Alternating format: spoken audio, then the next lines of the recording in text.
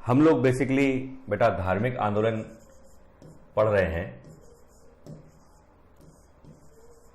बहुत विधिवत तरीके से हम लोग बहुत ही प्रोफेशनल तरीके से चल रहे हैं। जो रिलीजियस मूवमेंट है, ठीक है। चलिए, अच्छा, किसी प्रकार की कोई समस्या तो नहीं है बेटा? नमस्ते बेटा आशीष। वेदांत यादव, चरण स्पर्श, खुश रहो बेटा, खुश रहो, बहुत बहुत खुश रहो। सूरज, आकांक्षा, हेलो आकांक्षा, हाय सूरज, कैसे हैं? मैं बिल्कुल ठीक हूँ, आप लोग भी बढ़िया होंगे, ठीक है। पहली बार हम लोगों के बीच अट्रैक्शन हो रहा है और अब तो विश्वास हो रहा है कि भाई मैं लाइव बात कर रहा हूँ, ठीक है। और मैं ये भी क्लियर कर दूं बेटा कि अब हम लोग रोज बेटा 8 बजे लाइव रहेंगे, थोड़ा ध्यान रखना। 8 PM, okay, Monday to Friday, clear है। सोमवार से शुक्रवार तक ये लाइव क्लास जो अभी तक आपको प्रीमियर के थ्रू मिल रही थी, अब वो हम लोग मंडे टू फ्राइडे हम लोग लगातार चर्चा में रहेंगे, ठीक है। कोई क्वेश्चन वोश्चन हो? जीत, राज, अभिषेक, हेलो, कैसे हैं? बिल्कुल सही हूँ, और मेरा सही रहना उतना अच्छा नहीं जितना आपका सही रहना, ठीक है। आप लोग सही रहिए, मेरी पूरी शुभकामनाएं आप सबके साथ हैं। वेरी गुड इवनिंग विनय, नरेंद्र, क्लियर है। तो थोड़ा सा मैं आपसे बस यही कहना चाहता हूं कि एक दो इन्फॉर्मेशन हम लोग शेयर कर लेते हैं बेटा। पहली इन्फॉर्मेशन ये है कि अब आपको live class, proper live class, ठीक है, मैं आपसे बात करूंगा, आप मुझसे बात करेंगे, हम लोग पढ़ाई का एक ऐसा बेटा माहौल बनाएंगे जिससे आपको निश्चित तौर पे लाभ होने वाला है, ठीक है। तो ये बेटा पहली न्यूज है, ठीक है। दूसरी न्यूज बेटा ये है कि अगर कुछ बच्चों को लग रहा है कि एंशिएंट हिस्ट्री चल रही है, ये बहुत लंबी चलेगी, तो देखिए उसका एक कारण है कि जैसे मान लीजिए हम लोग कोई चीज पढ़ रहे हैं बेटा, ठीक है, तो कोई टॉपिक पढ़ रहे हैं, मान लो हम लोग बौद्ध धर्म ही पढ़ रहे हैं इस समय, तो बौद्ध धर्म में जैसे मान लीजिए 15 चीजें बताने के लिए हैं, तो क्या फायदा छोड़ के, ये बताइए। आज नहीं तो कल आपको फिर वो परेशानी आएगी, आप फिर भटकोगे, फिर 4 जगह जाओगे। तो एक जगह अगर आपको सारी चीजें मिल जा रही हैं तो मुझे नहीं लगता कि ये कहीं से गलत है, ठीक है। दूसरी बड़ी बात, दूसरी इंफॉर्मेशन बेटा, प्लीज थोड़ा सा ध्यान भी दे लीजिए। मैं सबको हेलो हाय, सबका नमस्कार, बहुत बहुत धन्यवाद बेटा। सेकेंड इंफॉर्मेशन ये है कि अगर किसी को बेटा मॉडर्न हिस्ट्री पढ़नी है, ठीक है, मॉडर्न हिस्ट्री अगर पढ़नी है एनटीपीसी रेलवे के पर्पस से, क्लियर है, तो मेरी कल से उसमें भी लाइव क्लास जाएगी दिन में 12 बजे। तो अगर किसी को मॉडर्न के साथ जुड़ना है मुझसे, तो वो कल से ही जुड़ सकता है दिन में 12 बजे, दिन में 12 बजे, ठीक है, 12 बजे दिन में, ठीक है। तो कल से जुड़ सकता है मॉडर्न हिस्ट्री की क्लास में, तो उसका एंशिएंट और मॉडर्न दोनों पढ़ता जाएगा। ये जरूर है बेटा एनटीपीसी रेलवे की है, तो बट ऑब्वियस है कि उसमें स्पीड थोड़ी सी ज्यादा होगी, ठीक है, लेकिन फिर भी मैं पूरा प्रयास ये करता हूं कि कॉन्सेप्ट आपका बनता जाए, क्योंकि कॉन्सेप्ट बहुत इंपॉर्टेंट होता है। कॉन्सेप्ट अगर आपको ध्यान नहीं रहेगा बेटा, तो आपको हिस्ट्री ध्यान नहीं रहेगी, ठीक है। तो ये एक इंफॉर्मेशन है आपके लिए, 2 इंफॉर्मेशन, इन दोनों इंफॉर्मेशन को बेटा ध्यान रखना, और मैं आपसे यही उम्मीद रखता हूं कि आप लोग जुड़े रहेंगे। सर एनटीपीसी का कोर्स कंप्लीट कर दीजिए बेटा, कल से 12 बजे आप जुड़ जाइए। जो पाठशाला का जो एनटीपीसी रेलवे चैनल है उसमें आप जुड़ जाइए। उस चैनल में कल से ही आपको मॉडर्न हिस्ट्री मिलने लगेगी, ठीक है, मॉडर्न हिस्ट्री, क्लियर है। और ये जो मैं अभी एंशिएंट हिस्ट्री हम लोग पढ़ रहे हैं, ये तो आपको हर एग्जाम में लाभ देगी। कोई भी एग्जाम आप देने जा रहे हैं, आप हिस्ट्री में कभी पीछे नहीं रहेंगे, ये आप खुद महसूस करेंगे जब आप एग्जाम देंगे, क्लियर है। चलिए, धार्मिक आंदोलन में बेटा हम लोग चलिए थोड़ा सा पढ़ाई स्टार्ट कर देते हैं। सर साइंस की भी क्लास होगी क्या?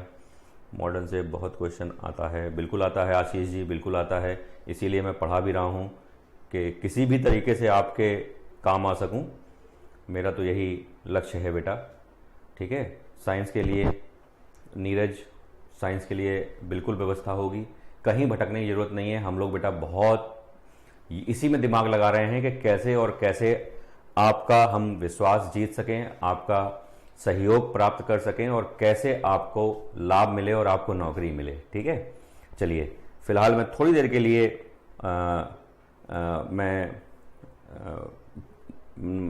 जो मैसेज हैं इनको रोकता हूं। चलिए पढ़ाई थोड़ा स्टार्ट करते हैं बेटा, ठीक है। देखिए अभी तक हम लोगों ने जो डिस्कशन किया है, ठीक है, उस पर हम एक बार फिर देख लेते हैं कि प्री हिस्ट्री है, क्लियर है। तो प्री हिस्ट्री हम लोग पढ़ चुके हैं, उसके बाद इंडस वैली सिविलाइजेशन पढ़ चुके हैं, हम लोग बोल ही रहे हैं इंडस वैली सिविलाइजेशन। उसके बाद वैदिक कल्चर पढ़ चुके हैं और अब हम लोग धार्मिक आंदोलन या रिलीजियस मूवमेंट ये बेटा पढ़ रहे हैं, ठीक है। तो थोड़ा सा इसको देख के चलो।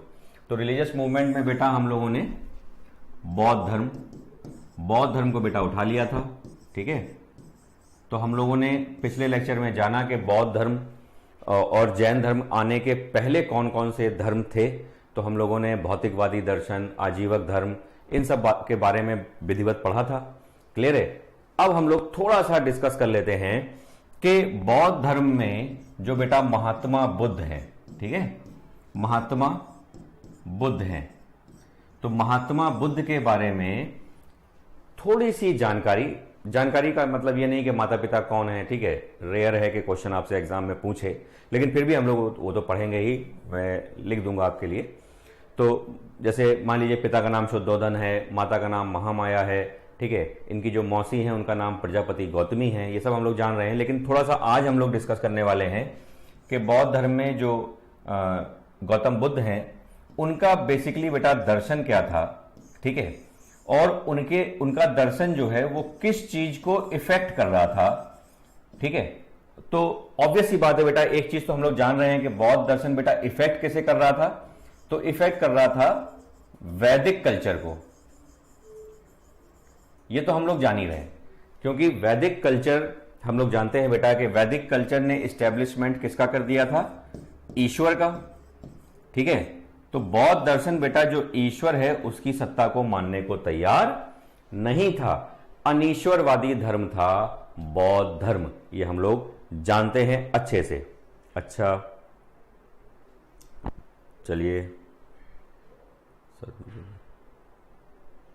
क्लियर है। चलिए कंटिन्यू कर रहे हैं। और इफेक्ट बेटा हम लोग जान रहे हैं, दर्शन ईश्वर को नहीं मान रहा है, इट मीन्स कि बौद्ध धर्म कैसा है, अनीश्वरवादी है, अनीश्वरवादी है, ईश्वर को नहीं मानने वाला है, ठीक है, ईश्वर को नहीं मानता है, क्लियर। एग्नोस्टिक जिसे हम कहते हैं, तो एग्नोस्टिक है, अनीश्वरवादी है। तो बुद्ध अनीश्वरवादी क्यों थे? उनका सीधा सा बेटा प्रिंसिपल यह था कि ईश्वर मानने वाले, क्लियर है, ईश्वर मानने वाले ईश्वर को प्रसन्न करने में लग जाते हैं।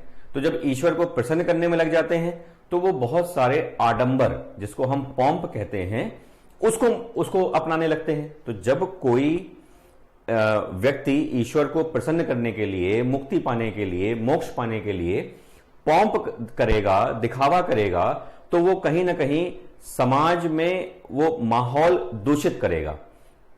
वो हम लोग ने देखा कि जो माहौल है बेटा वो इस बात को लेकर दूषित हो रहा है कि पशु की हिंसा हो रही है, ठीक है, ऊंच नीच समाज में आ रही है। तो ये एक प्रकार का दूषित वातावरण समाज में फैल रहा था, इससे जनता दुखी थी। तो इस दुख को बेटा दूर करने के लिए बुद्ध आगे आए। उन्होंने कहा कि नहीं, जनता के जितने भी दुख दर्द हैं, जितने भी उनकी परेशानियां हैं, उनको मैं दूर करूंगा। तो उनके सेंटर में क्या था, उन बुद्ध का ये मानना था कि जैसे मान लीजिए कि अगर हम ईश्वर को सेंटर में रखते हैं तो जब तक ईश्वर सेंटर में रहेगा तब तक दिखावा रहेगा, क्लियर है। इसको बेटा आज भी हम लोग देख सकते हैं अपने पूजा पाठ के माध्यम से कि जैसे मान लीजिए कि आप भी परीक्षाएं देते हैं, तो परीक्षाएं के पहले या मान लीजिए परीक्षा के परिणाम के पहले आप कितना पूजा पाठ करते हैं, ठीक है, मंदिर जाते हैं, ईश्वर से लगातार प्रार्थना करते हैं, ठीक है, कभी भी ईश्वर को आपने प्रसाद नहीं चढ़ाया होगा लेकिन आप उस समय लड्डू लेके जाते हैं, ठीक है, और लड्डू लेके और जो देवी देवता हैं उनके मुंह पे चिपकाने का प्रयास करते हैं लड्डू, कि अगर मान लीजिए लड्डू चिपक गया देवी के मुंह में तो समझ लीजिए परिणाम पक्ष में आने वाला है। लेकिन कभी कभी क्या होता है, देवी के मुंह से लड्डू गिर जाता है, तो आपको लगता है कि ऐसा तो नहीं कि इस बार फिर फेल हो जाए, है ना। तो आप देखिए ना, ये सब क्या है, आप घर से निकले, आपने पूरा एक दिमाग में आडंबर रखा हुआ है, जबकि वास्तविक सच्चाई क्या है अगर देखा जाए तो बेटा भगवत गीता में भी यही लिखा है, कर्मण्येवाधिकारस्ते मा फलेषु कदाचन। तो कर्म करते चलो, फल की चिंता मत करो। लेकिन उसमें कहने का आशय यह था श्री कृष्ण का कि कर्म ईमानदारी से होना चाहिए, कि अगर कर्म ईमानदारी से है तो दुनिया की कोई ताकत बेटा आपको पीछे नहीं हटा सकती, ठीक है। तो वो एक इंपॉर्टेंट पोर्शन है कि दिखावा बहुत ज्यादा हो रहा था, इसलिए बुद्ध को आगे आना पड़ा। क्लियर है। तो ये तो बेसिक स्ट्रक्चर है कि बुद्ध क्यों आए, क्लियर है। अब इसके आगे हम लोग बेटा देखते हैं कि जो दर्शन है या फिलॉसफी है बेटा बौद्ध धर्म की, उस फिलॉसफी के कुछ इंपॉर्टेंट पॉइंट कौन कौन से हैं, क्लियर है। सबसे पहला पॉइंट बेटा हम लोग देखेंगे कि गौतम बुद्ध ने के या बौद्ध दर्शन के बेटा त्रिरत्न है, क्लियर है। अभी एग्जाम में पूछा गया था त्रिरत्न, ठीक। तो 3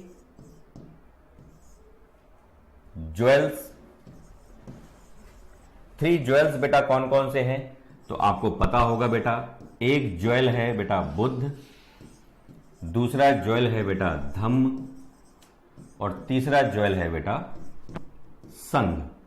तो ये 3 रत्न हैं जिन्हें हम त्रिरत्न कहते हैं बौद्ध धर्म के, और वो है बेटा बुद्ध, धम्म और संघ। आप लोग जानते हैं कि बौद्ध धर्म में कहा जाता है बुद्धम शरणम गच्छामि, क्लियर है। धम्मम शरणम गच्छामि, बुद्ध की शरण में जाओ, धम्म की शरण में जाओ, संघम शरणम गच्छामि, संघ की शरण में जाओ। तो बुद्ध की शरण में जाओ, क्लियर है। धम्म की शरण, धम्म बेटा याद रखना है ये पाली भाषा का शब्द है। किस भाषा का शब्द है, पाली भाषा का, क्लियर है। तो पाली जो लैंग्वेज है उसका शब्द है ये, और धम्म का बेटा अर्थ यहां पर अगर हम हिंदी में देखें तो वो धर्म होता है, ठीक है। तो अब इसको हम क्या कह सकते हैं, बुद्ध की शरण में जाओ, धर्म की शरण में जाओ, धर्म मतलब बौद्ध धर्म, और संघ की शरण में जाओ जो उनका संघ है, जो उन्होंने हिंदू धर्म में जैसे मठ होते हैं वैसे ही बौद्ध धर्म में संघ है, तो संघ में जाओ। तो ये उन्होंने त्रिरत्न बनाए कि बुद्ध, धम्म और संघ की शरण में जाओ तो तुम्हें वो मिलेगा जो तुम्हें कभी नहीं मिला। तो बेटा इसके माध्यम से आपको मिलेगा क्या, ठीक है, वो चीज क्या है ऐसी जो आपको मिल जाएगी, तो वही बेटा है मोक्ष, ठीक है। मोक्ष, आपको मोक्ष मिल जाएगा। तो ये जो मोक्ष है, ये मोक्ष दिलाने का कार्य बुद्ध ने कहा कि अगर आप मेरे बताए हुए पाथ पे चलते हैं, मार्ग पे चलते हैं, तो आपको मोक्ष मिल जाएगा। और मोक्ष का मतलब होता है जन्म मरण के चक्र से मुक्ति। इसका मतलब कि आपको दोबारा जन्म लेना नहीं पड़ेगा। बुद्ध बेटा जो रीबर्थ है इसके बहुत बड़े विरोधी थे। उनका यही कहना था कि रीबर्थ को मुझे खत्म करना है, कि कोई भी दोबारा पैदा ना हो, मैं सबको मोक्ष दिला दूंगा, वो लौट के इस धरती पर नहीं आएगा, ऊपर ही आराम से रहेगा। तो कहने का आशय यहां पे बेटा कि ये पॉइंट आपके समझ में आ गया होगा, क्लियर है। किसी को कोई भी समस्या हो तो बिल्कुल बताए बेटा। एक सेकंड में आपके कमेंट नहीं देख पा रहा हूं।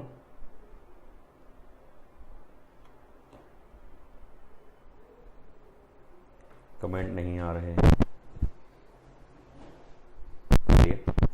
अभी सही हो जा रहा है ना। तो इतना बेसिक स्ट्रक्चर तो तैयार हुआ आपके दिमाग में कि बेसिकली बुद्ध। अब बेटा ये सब क्वेश्चन हैं, ठीक है, अगर आप देखेंगे तो ये क्वेश्चन जो है बेटा ये हाल ही में 2018 की परीक्षा में पूछा गया है, ठीक है। तो कहीं भी आपको परेशानी उठाने की जरूरत नहीं है, क्लियर। क्लियर है? आ गया बेटा।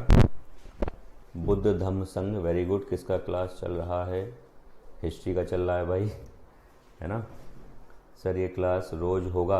बिल्कुल बेटा, 100% रोज होगा अभिषेक जी, 8 बजे से। मैंने अभी स्टार्टिंग में ही बोल दिया है कि ये मंडे टू फ्राइडे 8 बजे हम लोग आपस में एक दूसरे से बिल्कुल बातचीत करेंगे, लगातार बातचीत करेंगे। और इस क्लास को बेटा एक ऐसे स्तर पे ले जाना है जहां पर हमको भी अच्छा लगे और आपको भी अच्छा लगे। तो आप लोगों से बेटा ये भी रिक्वेस्ट रहेगी कि ज़्यादा से ज़्यादा बेटा इस क्लास को शेयर करिए अपने दोस्तों में, उनको भी लाभ होगा।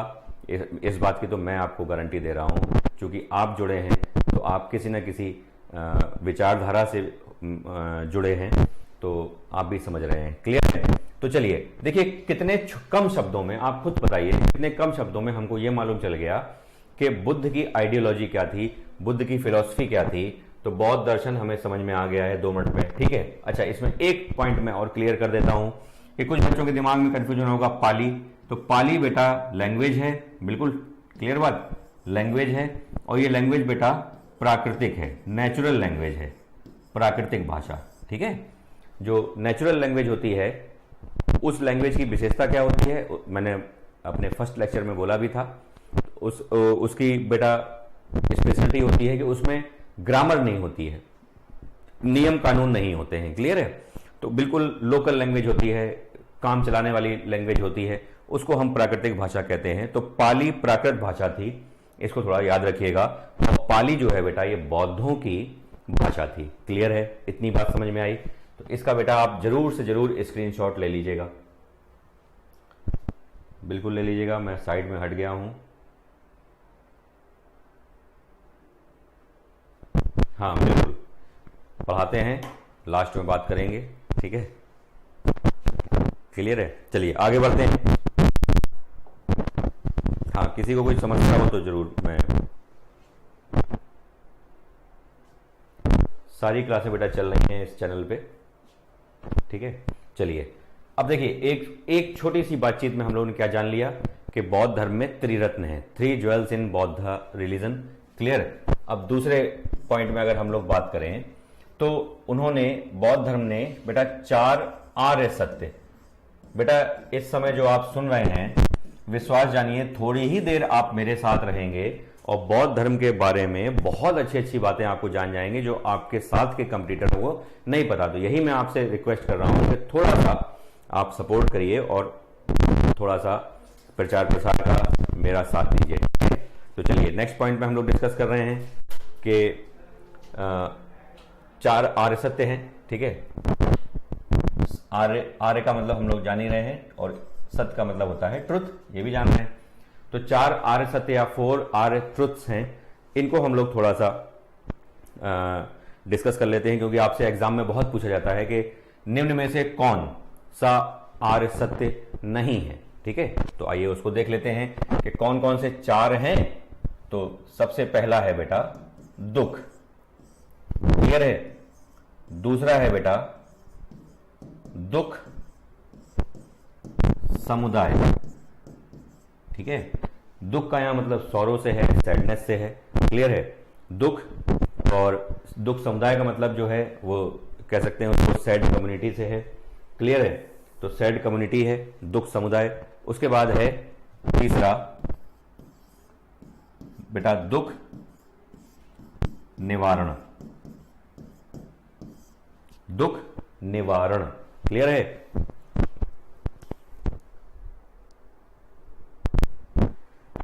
पहली राजस्थान से क्या रिलेशन है बेटा? भाषा है, ठीक है। और जब गौतम बुद्ध और महावीर स्वामी ने अपने लेक्चर दिए तो उन्होंने लोकल लैंग्वेज, लोकल लोगों को उन्हें एड्रेस करना था। तो मगध में थे ये लोग, पाटलिपुत्र में, बिहार में, जैसा हम लोग जानते हैं, ठीक है। तो बिहार है, उत्तर प्रदेश है, उस समय बेटा वो वहां के लोकल लोगों को टीच करते थे, एड्रेस करते थे। तो हमारे एंशिएंट हिस्ट्री में मेन लैंग्वेज कौन सी थी? तो हम लोग के एंशिएंट हिस्ट्री में मेन लैंग्वेज बेटा संस्कृत थी। लेकिन क्या संस्कृत सभी लोगों को आती थी? तो नहीं आती थी। तो जो लोअर क्लास था या जो मिडिल क्लास था, मिडिल और लोअर क्लास नेचुरल लैंग्वेज या प्राकृतिक भाषा का प्रयोग करता था। संस्कृत बेटा केवल अपर लेयर में बोली जाती थी, जैसे राजा रजवाड़े होते थे वहां पर हमें संस्कृत देखने को मिलती है। मिडिल क्लास और लोअर क्लास की बात करेंगे तो वहां पे लोकल लैंग्वेज ही वहां पर चलती थी। क्लियर है?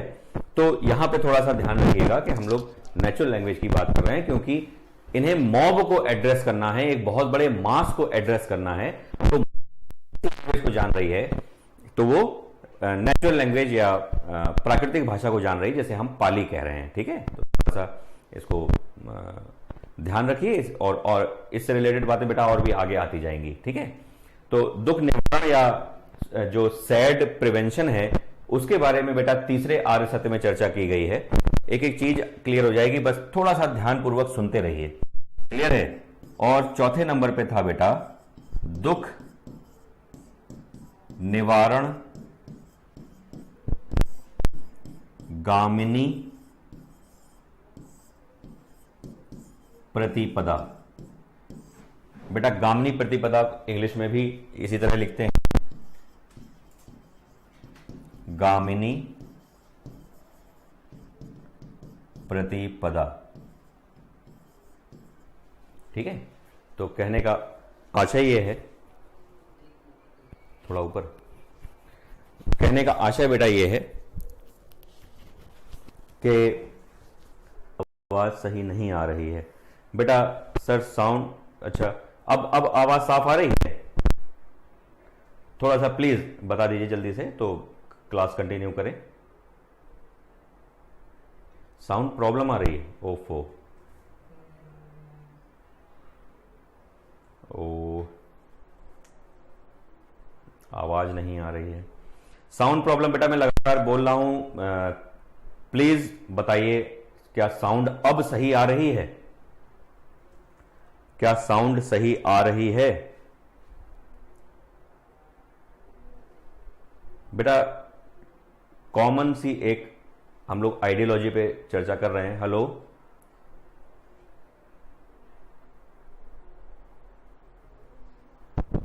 क्लियर है? चलिए इसी क्रम में बेटा आगे बढ़ते हैं। तो हम लोग चार आर्य सत्यों के बारे में आज हम लोग बेसिकली उनके फिलॉसफी या दर्शन पे चर्चा कर रहे हैं, जो आपसे एग्जाम में क्वेश्चन पूछता है। सीधा क्वेश्चन आपसे एग्जाम में पूछेगा कि निम्न में से कौन आर्य सत्यों में नहीं आता है। क्लियर है? तो ये चार आर्य सत्य बेटा आपके सामने लिखे हैं। सैडनेस है, सैडनेट कम्युनिटी है, ठीक है, प्रिवेंशन है, और दुख निरोध गामिनी प्रतिपदा या दुख निवारण गामिनी प्रतिपदा। तो इनके माध्यम से बेटा बुद्ध ये बात समझाने का प्रयास कर रहे थे कि बेसिक में सबसे इंपॉर्टेंट चीज क्या है? बेस में बेटा दुख है, ठीक है, सैडनेस है। हमारे आपके अंदर दुख है, सैडनेस है। तो सैडनेस क्यों है? सैडनेस इसलिए है क्योंकि आप सांसारिकता से जुड़े हुए हैं। ठीक है, सांसारिकता का मतलब होता है भौतिक जगत, मटेरियलिस्टिक वर्ल्ड। तो मटेरियलिस्टिक वर्ल्ड से जब तक आप जुड़े रहेंगे बेटा, तब तक आप इधर उधर जो भी चीजें हैं माया मोह में आप फंसे रहेंगे, और जब तक माया मोह में फंसे रहेंगे तब तक आप दूर रहेंगे बेटा किस चीज से? ज्ञान। ठीक है, तो आप अज्ञानी हैं, बुद्ध का यह कहना था कि आप अज्ञानी हैं, आपको नॉलेज नहीं है, इसीलिए आप सांसारिकता में फंसे रहते हैं। और सांसारिकता जो है बेटा वो दुख का कारक है, रीजन है। तो जिस दिन आपको ज्ञान हो जाएगा उस दिन आप मोक्ष प्राप्त करने की ओर आगे बढ़ जाएंगे। तो देखिए उन्होंने दुख को पूरा का पूरा परिभाषित कर दिया है। ठीक है, बुद्ध का बेटा एक स्टेटमेंट था, सब्बम दुखम। ठीक है, बुद्ध कहते थे सब्बम दुखम, अर्थात संसार दुखमय है। क्यों? संसार किसकी तरफ भाग रहा है? तो बेटा संसार लालच की तरफ भाग रहा है, उसे लालच है। ठीक है, उसकी बहुत सारी इच्छाएं हैं, इच्छाओं की ओर भाग रहा है। ठीक है, बहुत सारी उसकी तृष्णा है। ठीक है, तो तृष्णा है, इच्छा है, लालच है, ग्रीडी जिसे कहते हैं। तो कहने का मतलब कि अगर आपके अंदर बहुत सारी इच्छाएं हैं, लालच है, तृष्णा है, तो ये किसी न किसी तरीके से आपको संसार में बांधे रहेगी। बुद्ध क्या चाहते हैं कि संसार में बंधो नहीं, आप संसार में इसलिए बंधे हैं क्योंकि आप अज्ञानी हैं। तो आपकी अज्ञानता जिस दिन दूर हो जाएगी उस दिन आप संसार से की माया मोह को छोड़कर मोक्ष की ओर आगे बढ़ेंगे। ठीक है, तो ये सब्बम दुखम का जो पॉइंट है ये थोड़ा सा याद रखिएगा, बुद्ध का है। क्लियर है? और बेटा ये जो 4 आर्य सत्य हैं, इसी में जो चौथा आर्य सत्य है इसी को बोलते हैं बेटा, इसी से निकलेगा अष्टांगिक मार्ग। कई बार आपके एग्जाम में पूछा गया है कि अष्टांगिक मार्ग जो है इसको बोलते हैं 8 फोल्ड पाथ। 8 फोल्ड पाथ जो है या अष्टांगिक मार्ग जो है वो 4 आर्य सत्य में किसका हिस्सा है? तो आपको पता है कि चौथे वाले का हिस्सा है। ये सारे इंपॉर्टेंट क्वेश्चन है बेटा, थोड़ा सा ध्यान देने की आवश्यकता है आपको। बौद्ध धर्म, गौतम बुद्ध के बारे में सभी जानकारियां इकट्ठी हो जाएंगी थोड़े ही समय में। तो थोड़ा तो देखिए समय इन्वेस्ट करना ही पड़ेगा, है ना, तभी आपको चीजें समझ में आएंगी।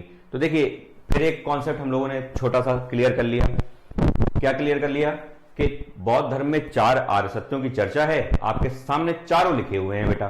क्लियर है? और 4 आर्य सत्यों में चौथा उससे रिलेटेड पॉइंट कौन सा है? अष्टांगिक मार्ग। ये भी क्लियर हो गया। तो ये एक इंपॉर्टेंट पोर्शन हमारा क्लियर हो गया। ठीक है, उसका आप स्क्रीनशॉट ले लीजिएगा।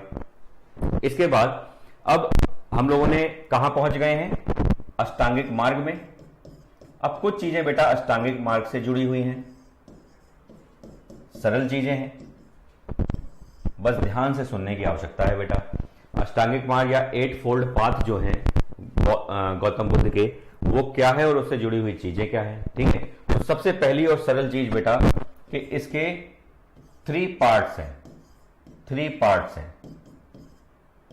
ये सब सरल चीजें हैं, वो बात अलग है कि आप पहली बार सुन रहे हो, है ना। एग्जाम में आता है तो फिर आपको मान लीजिए प्रश्न ही कुछ बच्चों को समझ में नहीं आता क्योंकि वो पूरा का पूरा एरिया ही पढ़े रहते हैं, पढ़ते ही नहीं है। इसलिए मैं कह रहा हूं कि सिस्टम से हम लोग चल रहे हैं स्टेप बाय स्टेप, तो आप भी स्टेप बाय स्टेप चलिए। तो उसमें हम लोग देख रहे हैं कि बेटा अष्टांगिक मार्ग है, 3 पार्ट्स हैं, और इन 3 पार्ट्स में हम लोग क्या लिखेंगे कि अष्टांगिक मार्ग के 3 पार्ट कौन कौन से हैं? तो बेटा पहला है प्रज्ञा, दूसरा है शील, और तीसरा है समाधि।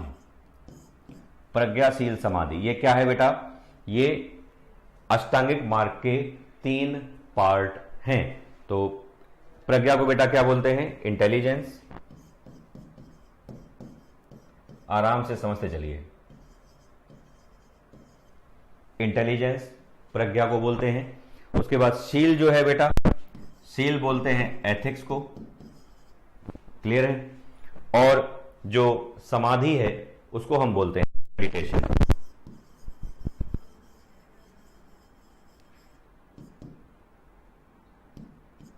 समझते चलिए, बस शांति पूर्वक सुनिए। ठीक है, तो जब आप शांति पूर्वक सुनेंगे तो आपको चीजें समझ में आएंगी।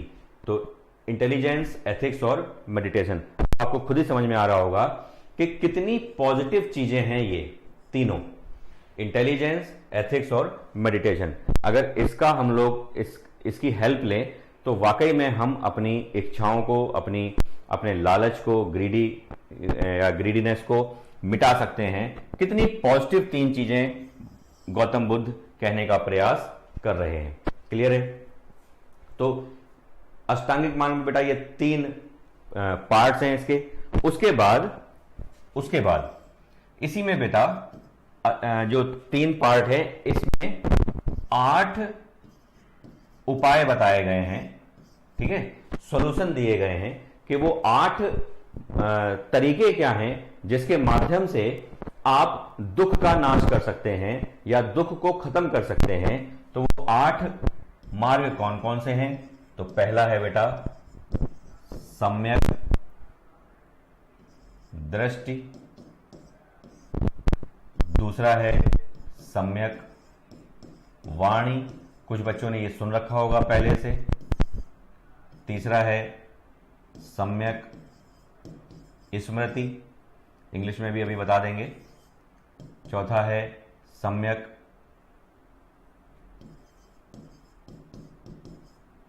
कर्मांत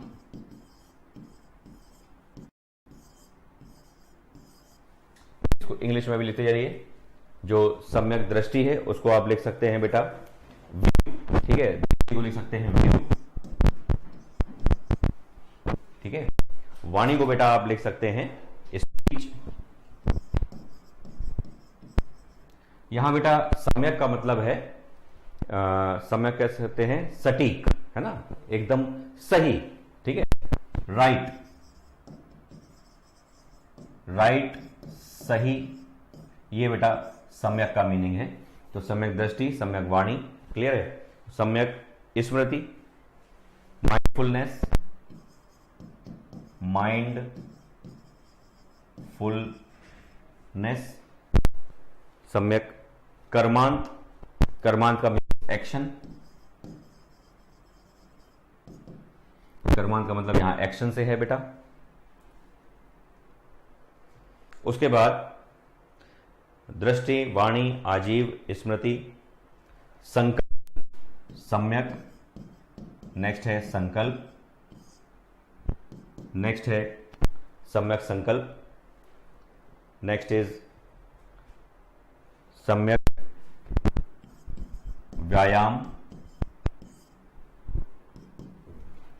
सम्यक आजीव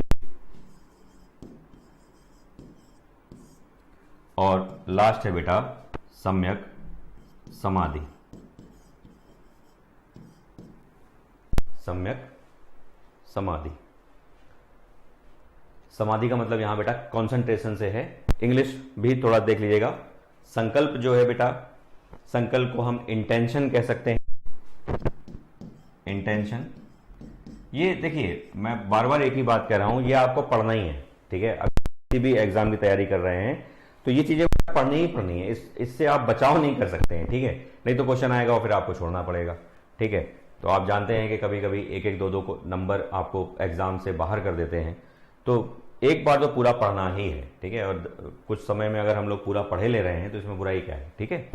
तो उसके बाद बेटा व्यायाम है, व्यायाम को आप यहां पर एफर्ट कर लीजिए, एफर्ट कर सकते हैं, क्लियर है। और आजीव को बेटा लाइवलीहुड, लाइवलीहुड, ठीक है। और समाधि को कंसंट्रेशन कह ही रहे हैं तो कंसंट्रेशन लिख लीजिएगा, जिनका मीडियम इंग्लिश है, क्लियर है। फिर एक बार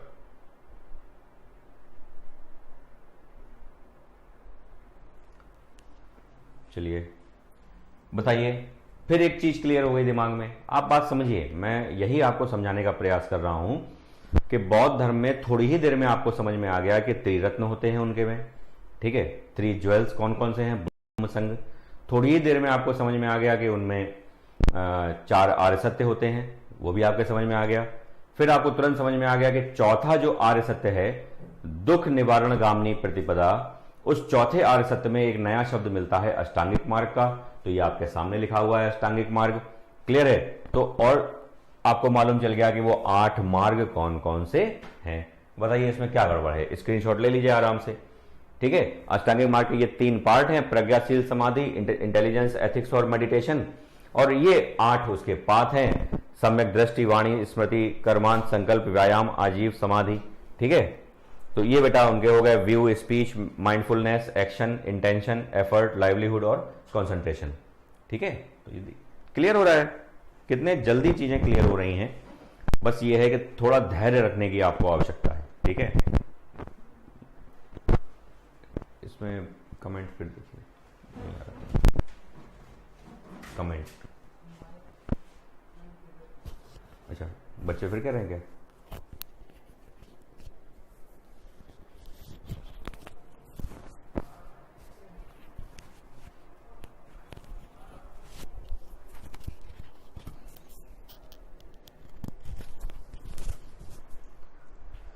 चलिए आवाज की समस्या आज हो गई है, मैं इसको नेक्स्ट कल से दिक्कत नहीं आएगी बेटा, ठीक है।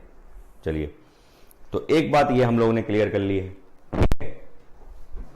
अच्छा अब देखिए कितनी इंपॉर्टेंट चीजें हम लोगों ने डिस्कस कर ली हैं, ऑब्वियस ही बात है, और ये सारी की सारी इंपॉर्टेंट चीजें इस बात को लेकर हैं। अब यहां से क्वेश्चन आएगा तो आपका गलत नहीं होगा। क्लियर है? तो ये एक इंपॉर्टेंट पोर्शन है। इसके बाद एक शब्द मैं आपको और आज बौद्ध धर्म का डिस्कस कर दे रहा हूं। बौद्ध दर्शन का बेटा एक शब्द और है, इसको आप ध्यान रखिएगा। वो शब्द है प्रतीत्य। प्रतीत्य समुत्पाद। ठीक है, आपसे बेटा एग्जाम में डायरेक्ट क्वेश्चन पूछता है कि प्रतीत्य समुत्पाद क्या है। क्लियर है? तो प्रतीत्य समुत्पाद को हम ब्रेक कर लेते हैं। इंग्लिश में बिल्कुल परेशान न होइएगा, सबसे हिंदी को ही ब्रेक करिए। तो हिंदी को जब ब्रेक करेंगे तो होता है प्रतीत, ठीक है, और क्या बनेगा? सम, और क्या बनेगा? उत्पाद। क्लियर है?